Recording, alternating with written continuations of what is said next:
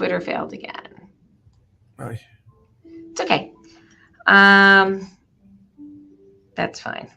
And we are live. Good morning, everybody, and welcome to Tales from the Heart, a podcast from the Hypertrophic Cardiomyopathy Association. And behind the scenes is Ross Hadley. And Ross, I'm going to ask you to remember to share this to the private group from the Facebook page. So we make sure that everybody can watch us from Facebook. And this morning I am here joined by Dr. Harry Lever and longtime friend, and I'm going to tell him some things about that later on. Good morning, Dr. Lever. How are you today? Morning. Morning. All good in Ohio? Yeah, well, I don't know. We've got lots of troubles in Ohio. Yeah, you've been making the news a lot lately. Yeah, we sure have. Springfield, Ohio. I read a really interesting article last night about Springfield, Ohio, and the story that led to so many Haitians deciding to make that their home. And it's really quite an inspiring story, I've got to be honest. And it's not what most people think it is. So I encourage you to go learn the history of Springfield, Ohio, and how they have gone through a very interesting growth cycle and are still in it. And our best wishes to the people of Springfield. We wish them nothing but health and happiness. Right. So anyway, we digress down that rabbit hole. You and I have spent a lot of years, approaching 28 of them, in this space, providing insight, guiding research, helping patients find care, and you've been providing them with excellent care, as have your colleagues over at the Cleveland Clinic and throughout our HCMA recognized network.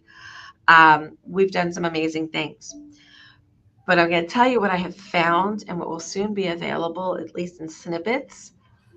I found the video of the very first time we all met in New Orleans, and I have had it transferred to digital, and I will be getting access to that in the next couple of days. And we went to a restaurant, didn't we? We went to a horrible restaurant. It was out in the sticks. It was out in the sticks.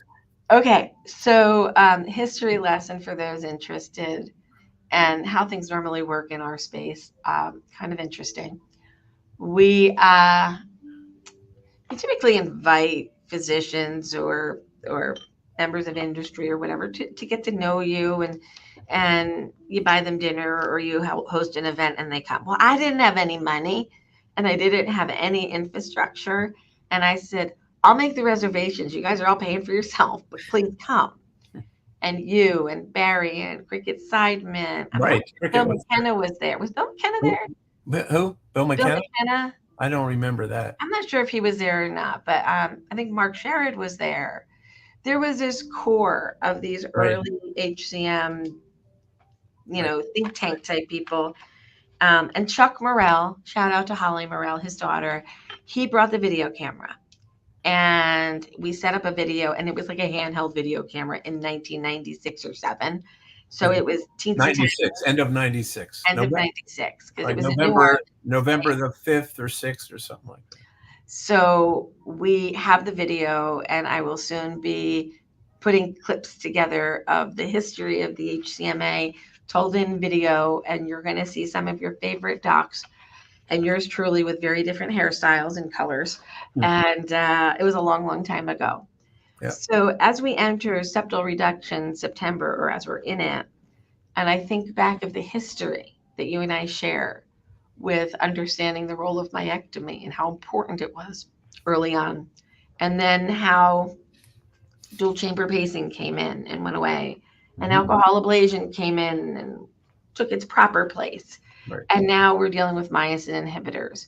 So for those with hypertrophic cardiomyopathy with obstruction, it's a really interesting time to be looking at your treatment options. But we're going to look a little bit at the history today, and then we're going to talk about some other things towards the end here.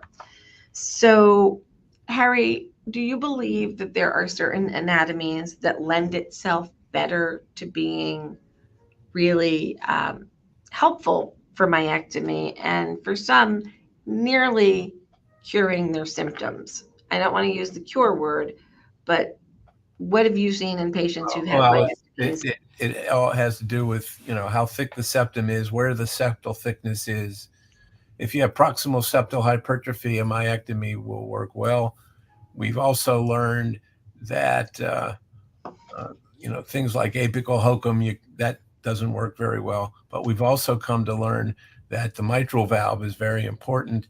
And there's some patients who have outflow tract obstruction because of redundant mitral valves, and the septum may not be that thick. So you have to, you got to look at everything. You got to look at everything. Where's the hypertrophy? What's the mitral valve look like? Sometimes you have a redundant mitral valve and you got a thickened septum, and sometimes you got to, it just matters, how the anatomy sits, and it makes a difference how you approach the surgery. And it also, in terms of alcohol septal ablation, we've kind of saved that for older people who might have increased risk for surgery, but most of those would need to have just proximal septal hypertrophy. If you have a problem with the mitral valve and that proximal septal hypertrophy, the alcohol probably won't work. So knowing your anatomy, critically important. And something we didn't talk about back then, but now we're understanding may have a more important role, even in choosing myectomy, alcohol ablation, myosin inhibitors, is genetics. Right. So this week we held a webinar about amyloidosis, which is a very different disease state than hypertrophic cardiomyopathy, but on imaging can look almost the same or can look the same to the average interpreter of that particular image. So you want to dive into why knowing genetics might help determine? Well, certainly I listened to that presentation and I was, I guess, a bit surprised that it's not common, but it certainly does occur. And, and I think that doing genetics and things like that are very important, more important than I ever thought when you have two possibilities working together. So I think I think it's important. We have to really define things before you really go in, full tilt and decide, well, I'm just going to operate on this patient because he's got a thick heart. But, you got to want to make sure, because now there is some treatment for amyloid also. And Correct. You need to know about that. And I think that, I think that the genetic studies, assuming insurance companies will pay, it's really important in deciding what you're going to do with a patient. And I think that that was quite a presentation. Actually, I was. Thank you. I thought our presenters did a great job of explaining. It was a very high level med tech talk. Like it was not for laymen. Definitely, we got but we got into some weeds there. But knowing the difference between amyloid and HCM, yes, you could have amyloid and need a myectomy because you have outflow tract obstruction that's not going to be resolved. Right. But then you need a different therapy after. Right. So I think we've actually gotten to the point that we can very clearly state that genetic testing isn't a convenience, or it's not just an interesting data point, right, but it is a clinically important marker to determine what care is necessary or appropriate for any given patient. Right. So I would encourage everybody, if you haven't done your genetic testing yet, we want to do it. So why do we want to do it? If we're talking about septal reduction September, why am I talking about genetics? If you have a gene for amyloidosis, for Fabry, for a RASopathy even, you may also have obstruction, but you may have a different treatment after surgical intervention. Alcohol isn't necessarily great for those hearts, so you don't want to do an alcohol septal ablation. You're looking at myectomy and then additional treatment. And I think it's really important that we bring in genetics into the conversation of how to manage obstruction. So for those who have garden variety HCM or no genetic mutation identified, so we know they're not an amyloid based on what we know about the amyloid genes. We know they're not RASopathy. We know they're not Fabry. We know they're not Danon. but we don't know which other kind of HCM they are. We kind of handle the gene positives and the no gene identified similarly when it comes to managing obstruction, and then the aftercare. So, Harry, how far do you feel like we've come since 1996? Very far. It's incredible. And I mean, some things have gotten complicated, and we didn't worry too much about. I mean, we had beta blockers at that time, and we didn't worry too much about what we were using because most of them seemed to work. But now we got a new problem with stuff coming in from overseas, and some of it isn't working just because it's made badly. So now we got to worry about that, which we didn't really worry about early on. But it's having said all that, early on we didn't really have a lot of studies. We just kind of came across the fact that beta blockers and calcium channel blockers, they kind of work, and we'd use them, but and as a matter of fact, there still haven't been large randomized controlled trials on beta blockers and calcium channel blockers, and there have been some. But wait, there is one going on right now. I understand, but I'm saying Back then, yeah. Back then, and then we came across disopyramide, and so that had some working, but there's side effects with that drug, and we were just sort of fiddling around trying to do whatever we could to make people feel better, and so things have changed a bit, and and there are probably some people now that maybe there were people that back then, if we had the newer drugs, we wouldn't have operated on them. So it all changes. It all comes together. Yeah. It ebbs, it flows, it changes, right. And again, we can go back to 96, and I actually had the dual chamber pacemaker in 1996. That was my therapy when I met you all. And then it was, does this thing even work as explained? Will a dual chamber pacer reduce obstruction? And we found that for a very tiny population, maybe that does work. Yeah, is it the right first step therapy? I don't think hooking yourself up with batteries and wires is a good first step therapy. No. But for those who have a device, it could be turned on and it might help you a little bit. That's one therapy. Then we have our surgical intervention that's been around since the 60s, 50s, 60s, 63, something like that. Yeah, right. Created by Dr. Morrow, who is also a patient with HCM, which I always find fascinating, and I bring it up whenever I can. And shout out to the entire Morrow family, who I know actually follows this podcast. And I hope to have them on here someday to talk to them about their dad and the contributions he made to this field. So we've got the Morrows, and we've got then the Germans in the 80s come up with this, or early 90s, I guess it was. It was in the 90s. It was in the 90s. I'm off by a decade, where the alcohol ablation concept came forward based on an article written by Barry of a patient who had a random infarct in the septal region. And after the naturally occurring MI, heart attack, the patient's obstruction disappeared because the heart attack was placed in just the right spot. So I may have had therapeutic endocarditis in some ways. This gentleman had a therapeutic MI. Right. And opened our eyes to the possibility that altering heart muscle might change flow. An interesting concept, but patients don't typically like to have more scar added to their heart.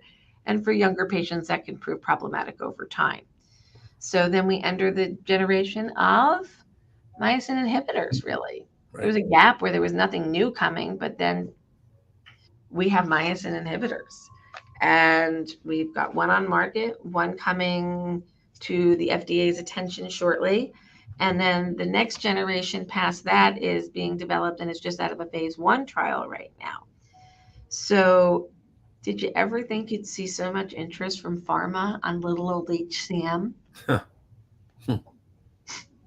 I didn't. Well, no. I don't know why I didn't see it coming. We've been cultivating for it for 20 years and making sure we had silos for patients to get good care and also get opportunities for clinical trials like Cleveland Clinic and our friends in all of our HCMA recognized centers of excellence. So we kind of dreamed that they would come, and they're here now. And I feel like the cruise ships have shown up and everybody's coming onto our little island trying to understand us. And I think it's important for the entire ecosystem to understand how we can best work together to achieve our ultimate goals. So let's dive back into that question about. 1 second. 1 second. I gotta. Something happened. All right. That's just 1 second. I'm gonna have to tell them to call me back. Just 1 second. Okay, Harry. The next topic that we're going to jump into is the issue of TOPRL, clinical trials. So interesting thing, I don't know if you've even seen this one yet, out of ESC, one of the CITO trials, which is a head-to-head. I'm sorry, guys, I forget which tree it is, but it's a tree from CITO. I'll remember it in a minute, or Ross will help me with it. So they looked at the use of beta blockers with aficamten, and then they pulled the beta blocker from half of the population, and nobody changed their peak VO2, nobody changed any of their markers. They didn't have a decline in capacity. In fact, maybe some of them felt a little bit better.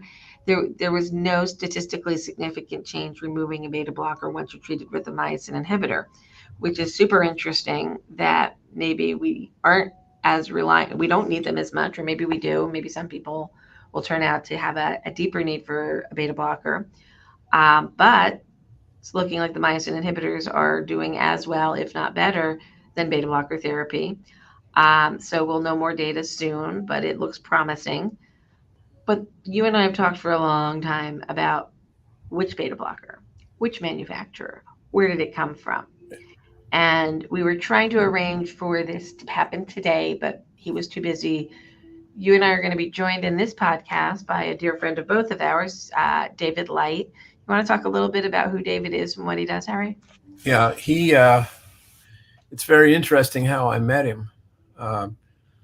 He was written up in an article in Bloomberg News, and at the same time, I was written up in another article in Bloomberg News about a patient that I had who had hypertrophic cardiomyopathy.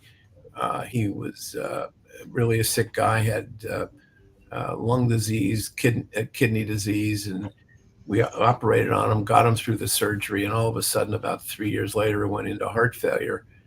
And we got rid of the fluid, and then 3 days after discharge, he was back in heart failure. And I had known we recognized that they had changed his diuretic on him, and that's why the heart failure happened. And I had been in touch with somebody at Bloomberg News, and that's how I got into an article. And at the same time, David Light was in another article, and it said that he was testing drugs. I said, oh my God, I really need to meet this guy. I need to know we got to really get drugs tested. And so I looked him up, found he was at this company, Valisure, which he ran, got his phone number and called him. And ever since January of 19, right before the pandemic got going, we became good friends. And we talk all the time, and he's doing all kind of testing for the Defense Department and as well as some other laboratories are. But it's very important now that we test drugs, and it's food is tested, and they know, to make sure that there's not poison. So let's talk about what testing actually means. And we're going to have David here to kind of go through some of these steps in the next couple of weeks. I'm not sure when we're going to be able to snag him. It's probably not going to be a Friday, so it's going to be a different day. So stay tuned for the announcement of when we're going to get him on. But what he does, it's a system of evaluating not only the active ingredient within the drug, but also something called the dissolution rate, which, to get really tedious with some regulatory language, when the Generic Drug Act was passed, sustained release mechanisms in drugs really weren't a thing yet. Right. So that's where things get really complicated. How quickly does your drug dissolve in your system? and how much time do you have it on board. If you take it at 8 in the morning, is there anything left at 5 in the afternoon if it's an every 12-hour dose, or have you depleted all the drug by then? And what you and I have seen, Harry, is that some people will say, I just don't feel right on this drug. It's something has changed. And then we're finding out through research that David has done that those particular manufacturers dissolve too quickly. Right. So you're left with nothing on board, as we call it. And that could be very dangerous with some drugs. A beta blocker could be one, because all of a sudden your heart rate's not suppressed and you can pop into an arrhythmia, or you could feel more symptomatic. And the other drug that's been problematic is tacrolimus, which is used for transplant patients. And we need to make sure that our immune systems are staying in check at all time. And that's what the tac does. So it doesn't, our organs don't get attacked by our body. And we know that back in 2017, there were a lot of very scary things going on within the transplant community, including one of our very own discussion group leaders ended up needing a second heart transplant because her tacrolimus just was not working and they didn't know. And you know some cases out at the Cleveland Clinic where patients got into a lot of trouble and they're like, oh, maybe there's a problem. The FDA currently doesn't have a mechanism in place or a funding source that they can require these manufacturers, who are mostly coming from overseas, to evaluate. So what David has done is he's come into his own independent lab and he's investigating the drugs. Every batch he buys, he tests, make sure that it's within tolerance. And he's grading them red, yellow, green. Green, everything's fine. Yellow, they're not perfect, but they're still within compliance, kind of, maybe. And then red is they're bad. And it turns out that there are some very good generic drugs that are very high quality and very low price coming from places like India and Turkey and China. But there's also some really horrible ones that aren't anything that you think you're getting. And there was just an article written in a scientific journal called Stat, where the article was about the fact that there was a testing laboratory in India that falsified the data on 400 drugs, and we don't know which ones they are. So people are trying to figure out what's going on. So you got to be very careful about, what you're taking, and you have to be aware that if something doesn't seem right, like your blood pressure suddenly goes up, you got to watch and make sure that they haven't changed the manufacturer on you in the drugstore. So I always tell people nowadays, if you don't take the drugs out of the store till you look at them and make sure they're the same thing as that you've been taking. Because we've seen patients who have had control of their blood pressure. All of a sudden they come in and the blood pressure is not under control.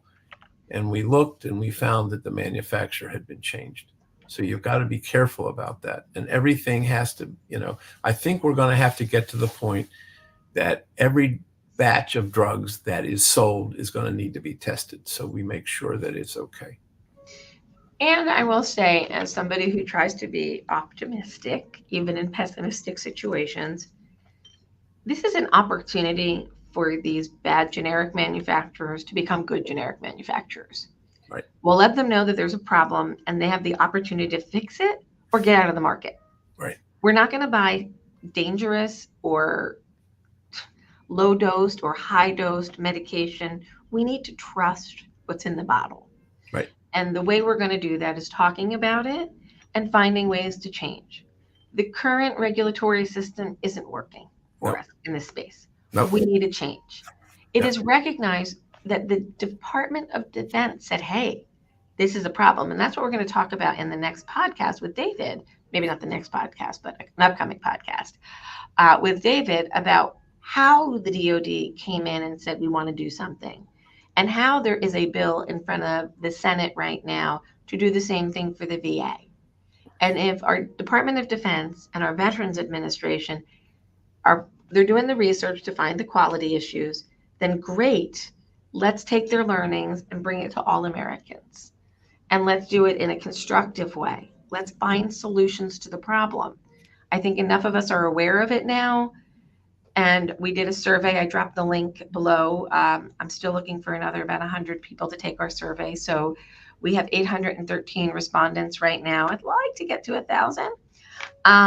But we did an update on our PFDD survey, so the patient-focused drug development meeting that we held in 2020. We thought it's been 4 years. We've got some new drugs on market and things are changing a little bit. What do y'all think today? But I added a question in that survey. And that question was about the generic drug quality issue, to see what the community is thinking, the HCM patient community is thinking about this issue. And I'm scrolling through the other screen here to get the exact data for you, hot off the press. It's a clinical trial question. That's that question. Here it is. So I explained the Department of Defense pilot study, and I link to some of those items, as well as the podcast that Dr. Lever and I did with Catherine Ebon, author of Bottle of Lies. And we asked the question, how concerned are you about generic drug quality in the USA? And 39% of you said you're very concerned. And I think that tells me everything that I need to know about how much energy we're going to put into this particular issue. But let's take a look down the other options that you had to answer. I am somewhat concerned about drug quality, 23%. I am moderately concerned, 10%. I am not concerned at all, 9.7%. I have not thought about it, but would like to learn more, is at about 10.5%. And then 6% live out of the US. So 39%, 39.26% out of, we had 800 total respondents, 84 completed, 134 skipped this question, and 680 people answered this question. So out of 680 random people questioned, roughly 40% are very concerned about drug quality. And they're what I would call pretty educated on it, because they've listened to this and they've looked at some of the data, and maybe they've read the book. It's important, and it's going to be an important policy issue that HCMA starts to follow more closely. And as we approach our next visit to Capitol Hill in February, we're evaluating whether or not, or how we're going to be addressing this problem publicly. So it's a dry topic, I know, but it's important. It's important. It affects all of us. So Dr. Lever, we've been talking about this problem since about 2007-8, if I could remember back that far. Are you happy to see that there's some attention being spent here now? And that it has to be done, and we're going to have to really change. The rules are going to have to change, and everything is going to need to be. Every batch is going to have to be tested before people swallow it. That basically happens with food, and you have to do it with drugs. I mean, here we are trying to treat people that don't feel well, and you can't guarantee to them that the drug they're going to get is going to work, and that's a problem. And there's a disconnect. We all want to be able to trust data about how drugs work. And I have attended a meeting every December in Washington for maybe the past 4 years or so, 4 years. It's called the Cardiovascular Clinical Trialists meeting. It is all the thought leaders in cardiovascular research. And the first time I went, I just sat and I listened, and they're all perplexed that why is it that the study results never really play out in real life? And I listened, and they were talking about statins, and they were talking about how they're just not seeing the same results in their patients, and they're prescribing it this much and that. And then they were crossing between brand names and generic names. And I said, well, what are we talking about? Are we talking about the generics, or are we talking about the name brand? And do you think it's really appropriate to compare generic to name brand? And like, well, they're the same. I'm like, no, they're not. Mm-hmm. And they were so shocked about the issues related to time release mechanisms. They hadn't stopped and thought about that. They thought somebody else had addressed those problems. They thought it was all equal, and it's not all equal. And they went, oh, and then the next year I came back and other people were in the room, and I brought it up again. And they're like, we've been doing some different things. We've been using name brand only, dispense as written on our scripts. And I said, that's a good idea. I said, are you seeing a difference in the outcomes? And they're like, I think we are. So I'm going back this December and I'm going to see if there's been some updates there as well. But we need more people in on the problem and the solution. And I think it's really important to keep talking about this. And I can't wait to have David here to talk about the problem much more specifically and share with you some data on what he found in tacrolimus, furosemide, and metoprolol. Excuse me, I have hiccups. So we're going to keep talking about this issue as we move forward. I really have bad hiccups right now. There you go. Spasming diaphragm. Thank you. Okay. So, Harry, I'm going to go back for a minute to myectomies. I want to talk about how beneficial you have seen the procedure be over the years. And while people are now looking at options with having more drug options up front, what do you think should be the path for people to try the medications, see if it deals with the obstruction, and then should that be destination, or should they think, well, if I get rid of my obstruction through surgery, maybe I don't have to be on the meds as long. I don't know that that's true or not, but these are things that people are asking me about.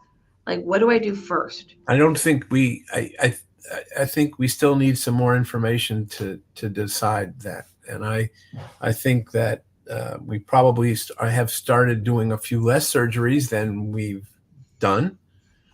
But, I think it's still kind of new. The drugs are still kind of new. And I think we're just going to have to we need a little more time to have a little more feeling about what's what. I mean, certainly surgery done in the right place by the right surgeon, you get good results. But, if you have to have general anesthesia and something can always happen, so maybe if you can do it non-invasively in terms of medicine, maybe that's okay too. But I think we're kind of, the drugs are certainly looking hopeful. And God, oh. I'm going to remove him from screen while he answers his phone that we thought was off. Always fun. So, okay, we're going to bring you back up to stage. Yeah. Hello. So, in these individuals who are looking at their options, meds first, speak with a high volume surgeon, make your decisions. And then I do want to take a moment to talk about people who don't have great outcomes from myectomy. Either they're not getting their gradient resolved, typically because they've gone to a lower volume center, but even the best docs can leave a gradient sometimes. It's an art form going in there to do those cuts. But what about some of the downstream consequences, whether it's a myectomy, a bypass, etc.? Some people have longer term complications from surgery, and I don't always think that we have great answers for them. How have you dealt with those patients in the past?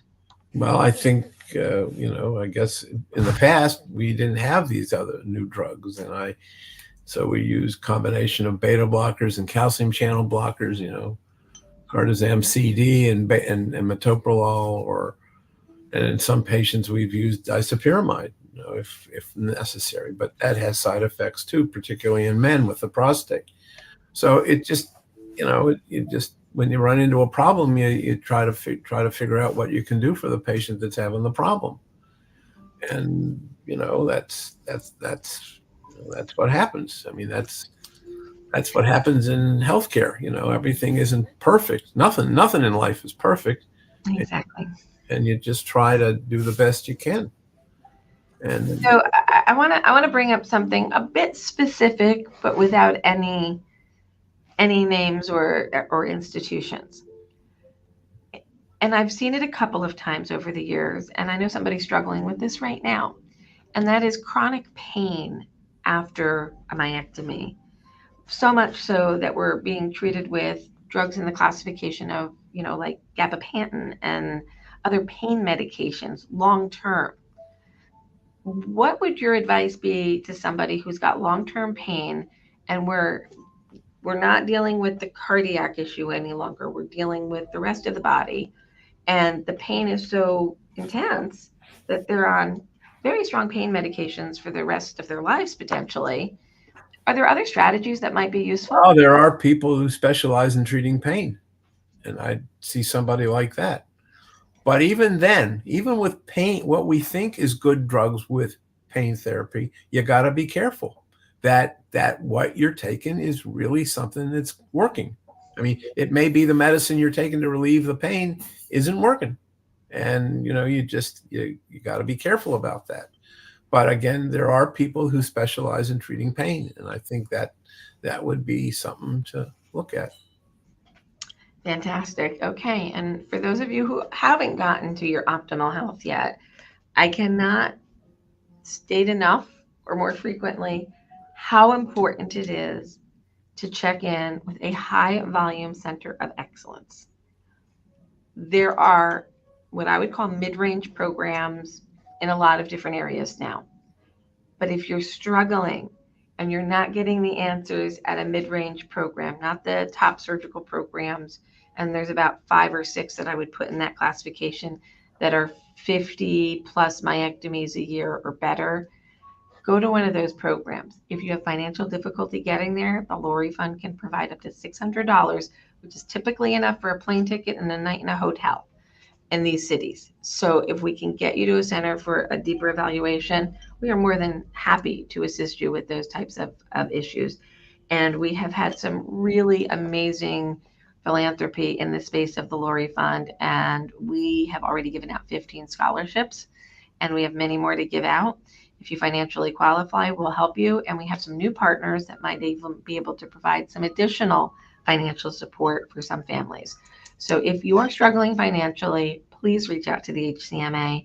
I can't guarantee we can fix it all, but we might be able to make it a little easier on you. So again, that's for the Lori Fund. All right. So Harry, I have some good news. And I kind of talked about it last night on my personal Facebook page, and I meant to do it on the HCMA page, but I want to share some good news. And I want to acknowledge the individual who inspired me to get really focused on this particular project. And I'm going to tell a story, and it has nothing to do with septal reduction September. In August of 2020, a young man named Derek Armstead passed away in Norfolk, Virginia. I might get some of the details wrong. I'm sure his family will excuse me. I believe he was 29 years old. I know he wasn't quite yet 30. He was a new dad to an infant son, and he was goofing around with his nieces and nephews on a weekend, and he passed out, and he was taken to the emergency room. Now, Derek is an African-American man, large, like, I don't know how tall he was. He's got to be over 6 foot by the pictures I've seen. Big guy, handsome man. And by the time he got to the emergency room, he had been resuscitated spontaneously. And they didn't ask him about his family heart health history. If they had, they would have learned that his mother had died before the age of 30, and she was on some kind of heart list at that time. He was only a child. He was a very tiny child when his mother died. And his sister wasn't over 10 years old, so they don't have a lot of memory. So Derek was released from the hospital and told to go check on neurology, that maybe he had some type of a seizure. And as you all know, getting a doctor's appointment can be crazy, but by the luck of whatever, he got to a neurologist on Tuesday who had cleared him and said, that's not epilepsy, that's not, you don't have a seizure. I don't know what that was, but it wasn't your brain. 2 days later, he was driving home and thought he'd go pick up some dinner, but he had his kid in the car and decided he would stop at home and drop his son off. He picked his car seat up out of the car, walked up the stairs into their apartment, got to the top of the stairs, and dropped dead. He had cardiac arrest. And he should have been in the hospital. That first event, they should have figured out what was going on with him, and they let him go. Now, I have a lot of missions in my life, a lot of things we're trying to solve, a lot of problems we're trying to solve. But I can't help but wonder out loud, what if Derek was a white man at 28, 29 years old who had passed out while playing? Would they have looked deeper? Would they have given it more attention? Would they have asked about his family history? Or would they have discharged that person too because they were young? Is it a young thing? Because he was young and he showed up like this. and they let him go. So was it his age? Was it his ethnicity? Was it his gender? I don't know exactly why Derek was ignored, but it made me mad. And when I get mad, I build projects. So we started a concept called the All Hearts Collaborative, that all hearts matter, and we want to take care of all the hearts. That's what I want to do with the rest of my life. I want to make sure all these hearts get taken care of. So we started to create a program that was going to be a little bit larger originally. Now it's going to be a little bit smaller, but it's going to be a pilot program, and we're going to be working in the South Ward of Newark, New Jersey, within the faith community, to go into the churches, the synagogues, the temples, the Muslim temples. I guess I'm sorry if I'm not getting all of my religious houses named properly, but we're going to go out into the community as a whole. Pharmacies, community health centers, working with the local cardiologists, and we are going to talk about family heart health history in the community. And we're partnering with MPAC, which is a social justice religious organization, and the PCNA, Preventative Cardiovascular Nurses Association, and our good friends there, to create this program called the All Hearts Collaborative.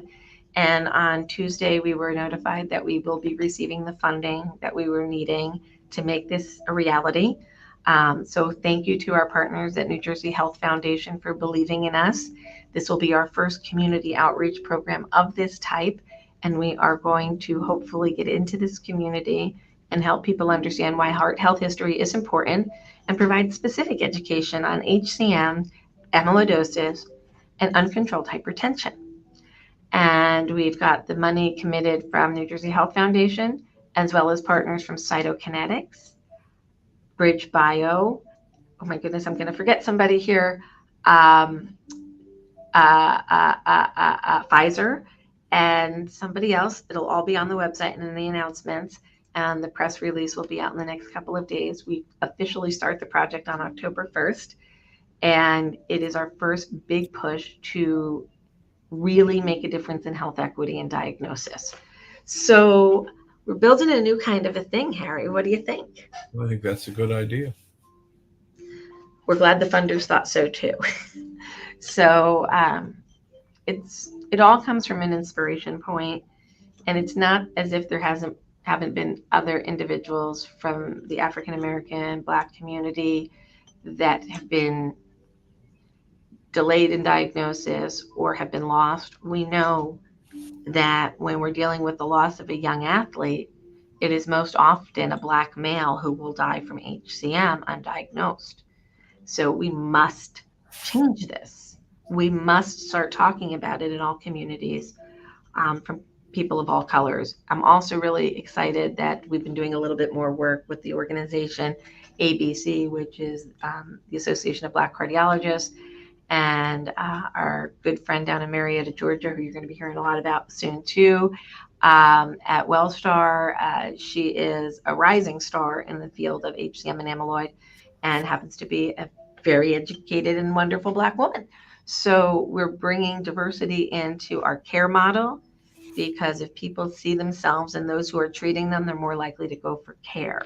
So we have made a focused attempt to ask about the ethnic breakdowns of the staff of every program now. So we're making sure it meets the blended needs of the community, and all people are heard and not ignored. So there we go. Jimmy's commenting right now. What's Jimmy? Yeah. So it was dismissed after passing out at 20. Doctor said a bleeding ulcer. Dr. Levers looked at my records. It was not a bleeding ulcer. So we know that there's a lot of misdiagnosis out there. We know that the ecosystem isn't perfect, but we're trying to make it a little bit better. And if we can get I keep talking about this, we lay down the tracks, we put down the engine on the train, and we've hooked the wheels to the train, and now we got to get the train moving. Once we do that and we can prove some success, we hope to bring this program to communities throughout the country. So yay, we did a thing. Now we get to do the work.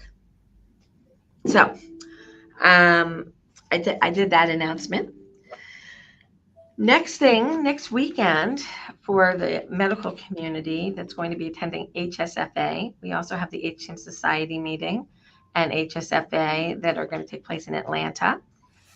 Also, simultaneously, HCMA will be presenting in Orlando at the American Academy of Pediatrics, trying to go out into a new space to talk to the pediatric community about our legislative initiatives to ask family heart health history questions in all well child examinations. So we'll be in 2 conferences next weekend, busy weekend for HCMA. And at the end of October is the International Summit in Boston, as well as the patient meeting, which will be on Sunday, October 27th. If you've not signed up already, please do so. The room block is going to be closed in about a week. So if you think you want to join us, please do. We do know that this particular hotel is a little bit expensive. I'm sorry, but that's where the summit was, and we just kind of jumped on top of that. But there are some less expensive hotels right outside of town if you wanted to drive in. So you can stay right out of town, and it's a little bit cheaper. If you need any help, we'll be happy to help you in the office. Give us a call. So, Harry, it's 2024 and it's HCM. We've come a long way. We've got a long way to go.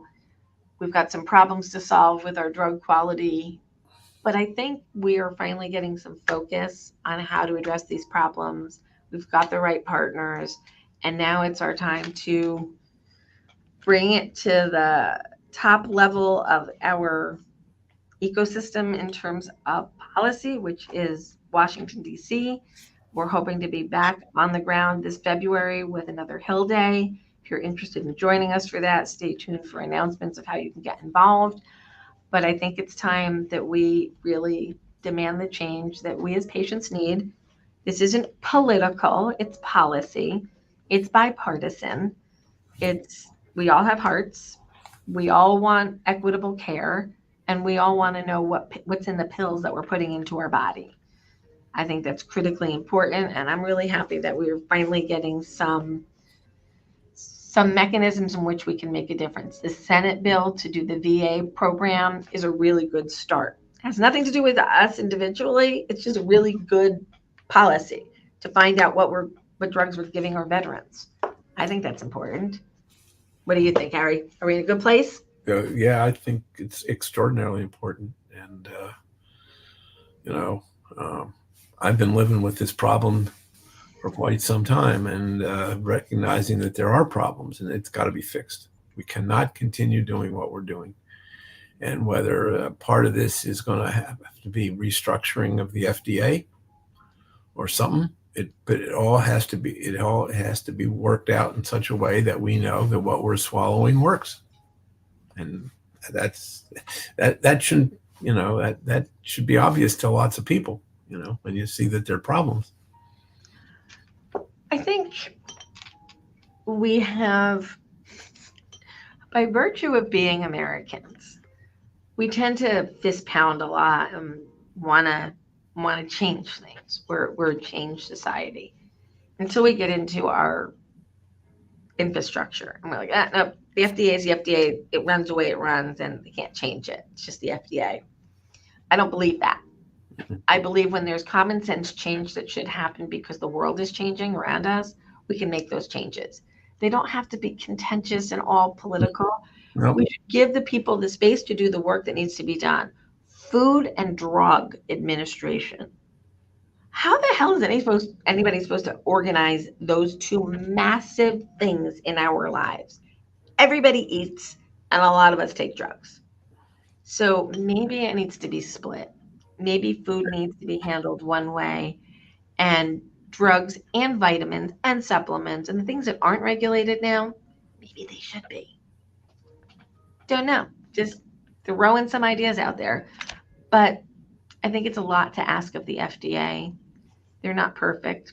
They're humans working in a system with regulatory guardrails that makes it sometimes difficult for them to be as nimble as we want them to be. So we have to ask them for change, and we have to give them the grace while they make those changes, and they're not going to be perfect. I'm a realist. We're not just going to change it by yelling. We can look at where we can come to some common ground and find some change. That's what I think we need to do. So on that note, it is the end of another edition of Tales from the Heart, and we're hoping to see a lot of you on the road over the next month or so. Lots going on. Don't lose touch with us over the next couple of weeks. Let's see. We have a question coming in real quick before we wrap up. Lori Petrie, is there any way for patients to be managed on and informed on brand safety? You want to talk a little bit about that, Harry? Well, I think hopefully within the next few months, once we get more results from the Defense Department study, we'll have some idea and know clearly which ones are red and not working, and which ones are green and that are okay. But I think that this is a pilot study, and we're going to have to get to a lot more drugs than the 40 that's on the list. And it's going to take time, but I think that we need to, it has to be done. And and what we're going to also have to do is figure out a way to try to make more drugs in this country. There's also another problem we didn't talk about, is when you ship drugs, you have to have the right environment. Like, it can't be too hot. Drugs get damaged when they're being shipped, that there can be a problem. And that clearly has to be looked at. And that's gonna, when it comes on a ship and then it comes to this country, it gets put on a truck, and there's not been enough work done on that, although there are people that have clearly been worried about that problem, and we need to do something about that. The temperature issue is something that came to my attention about a year and a half ago, when that woman from Texas reached out about the hot tacrolimus in her mailbox, because it was liquid and her child, who had a liver transplant, needed it. And it was hot to the touch and almost boiling in her mailbox on a 120-degree day in South Texas, with a metal mailbox, which meant it was probably 140 or 160. You could have baked eggs in there, like you could have cooked. And it was too hot. And when tacrolimus keeps getting heated up, it can actually intensify its response, which could then cause, if you're overdosed on tacrolimus, it can cause kidney failure. So, like, all bad for a baby to get that kind of medication. I started to take a deep dive into that and find out that the average temperature in the back of some of the UPS vehicles, I think it was 130 or 140 degrees. Mm-hmm. And it was not in the Deep South. In the Deep South, it was worse. So when you have these drugs that are being transferred in these high temperatures, this is a problem. If they were already in the pharmacy and the pharmacy lost its air conditioning, and the temperature stayed above a certain point for a certain amount of time, they would have to destroy those drugs. But we don't seem to think about that when they're in transit. Right. And then you'll say, well, maybe they're only in transit for 3 hours or 4 hours. Mm-hmm. Have you been stuck on the tarmac out there lately?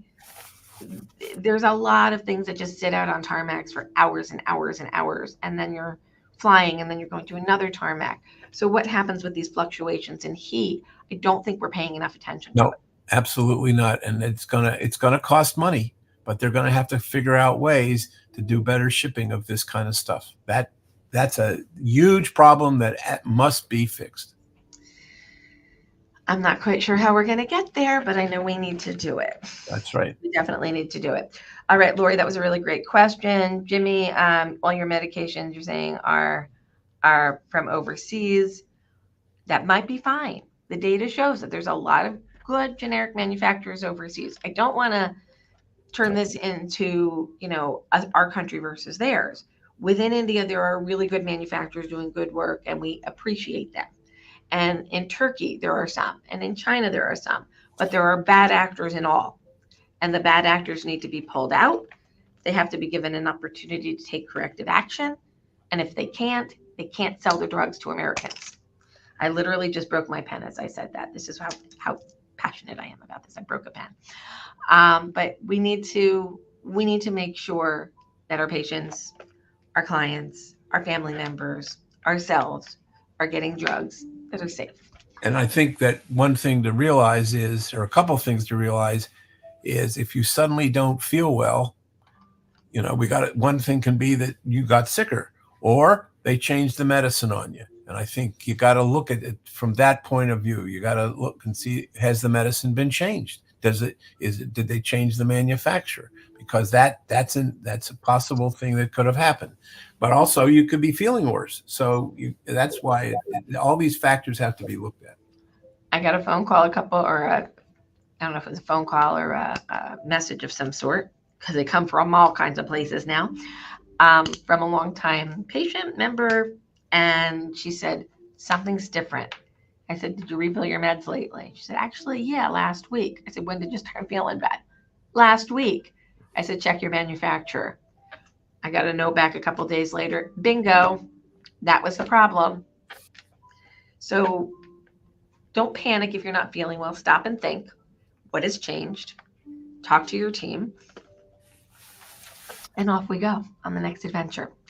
So we encourage you to join us next time on Tales from the Heart. I will not be here next Friday. I will be in Atlanta attending 2 meetings simultaneously and getting ready to go to the 3rd. So we might pop in from the road. Check us out on Facebook and LinkedIn if we're going to do that. If you're going to be at HSFA, we're on the exhibit floor. Stop by and see us. Excuse me. If you're in Orlando, if you're pediatric cardiologist, you're a pediatrician, we're going to be at AAP. We're kind of in the back of the floor near the photos and the puppies. Go see the photos and the puppies so you can get your picture taken, new headshots. Okay, Harry, thank you so much for joining us again on Tales from the Heart. Ross, thanks for handling things backstage and dropping links. And to all of our sponsors, thank you very much. And to all of the team here at the HCMA who helped in every way possible every day, but those of you who were working on the All Hearts Collaborative grant process, thank you, thank you, thank you. It's the first large grant we've gotten from a foundation for a project like this. So it's a big milestone for us as an organization, and I'm super proud of the entire team for pulling together and articulating our dreams, so much so that we got funded. Kind of like feels like you win a mini lottery. And it's kind of funny in the nonprofit world. Yay, they gave us money, so now we can do work that's really hard. So that's where we are, to go off to do the work that's really hard. Thank you all. Have a great weekend. And Harry, again, thank you. You're welcome.